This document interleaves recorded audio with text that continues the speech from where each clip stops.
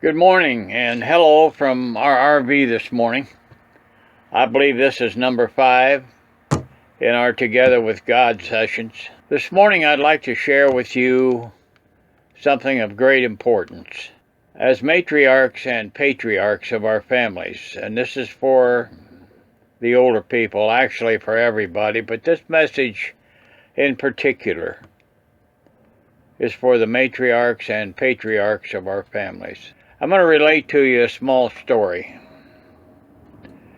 In Luke chapter 16, I believe it's verses 19 through about 31, it speaks of Lazarus and the rich man. Now Lazarus was a beggar, and he sat at the rich man's gate,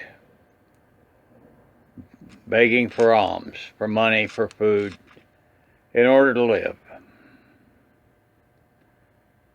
And Lazarus died because he received no help. The rich man walked past day after day, week after week, month after month, and I assume year after year. And the rich man would harvest and fill his storehouses with way more than he needed because he was looking to the future. He might need it at some point or another. Later on, the rich man died, and he went to the pit. And I'm paraphrasing this, but he looked up and he saw Lazarus. And he asked Lazarus for a drop of water, that he might relieve the thirst, for a drop of water on his tongue. A famously rich man, powerful man, in the pit. The beggar Lazarus in heaven, looking down at him. And I want to bring that forward to today. We Christians, we older Christians that have families in particular, have a responsibility as the matriarchs and patriarchs of our family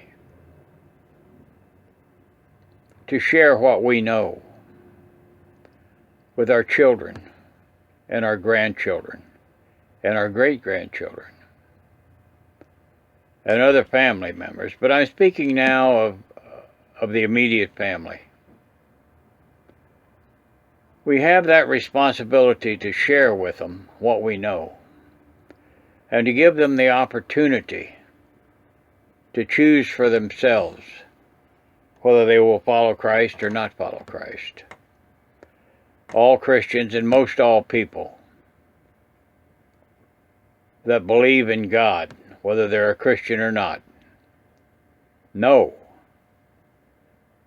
that if Christ is not in your life, they know what the consequences are. But as the leaders and the heads of our family, we have that responsibility to share with them what we know. And again, to let them choose for themselves. Now, young people seem to have a tendency, for the most part, to procrastinate in that Christian responsibility because their lives are filled with many other things, many important things. Education, love, beginning families, many things. I have sat at the bedside of an 18-year-old that died. I've sat at the bedside of 70 and 80-year-olds that died and prayed with them. You see, we never know when that heartbeat is going to be the last one. And we have to be ready. No man knows, or no woman knows, how long or what their last day or when their last day is going to be on this earth. We don't know. And so these decisions are important. My wife died at the age of 39. Originally, she was a Christian, but she got sidetracked, and I assume that that was my fault. But 2 weeks before she died, I was able to ask her if she believed in the Father and the Son and the Holy Spirit, and she said yes.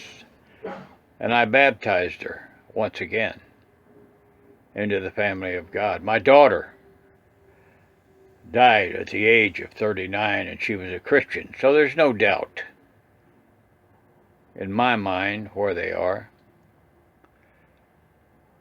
But you see, that's a young age. And so we have to be ready. And as matriarchs and patriarchs of our families, we need to give them that opportunity. Many don't. I don't know why they don't. Sometimes it's embarrassing to speak of Christ at family reunions or over the phone. But we must do it. Can you imagine how you would feel if you're standing on the edge of the precipice and you look down into that pit and you see one of your children or one of your grandchildren or one of your great-grandchildren, and you know that a word from you could have saved them? That's a terrible burden that none of us need to carry. So that's it this morning. I wanted to share that with you because it's so important that you share what you know.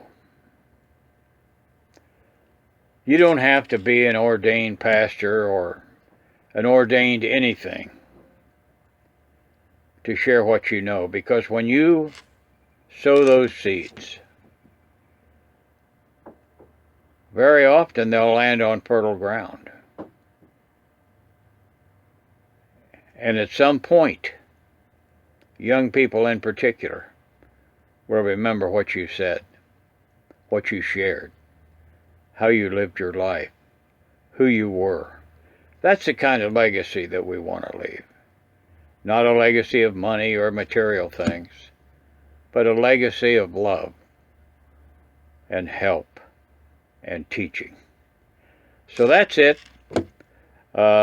Together with God is what we call it. And remember, I'll see you next week. And everybody has 10 minutes a day for God.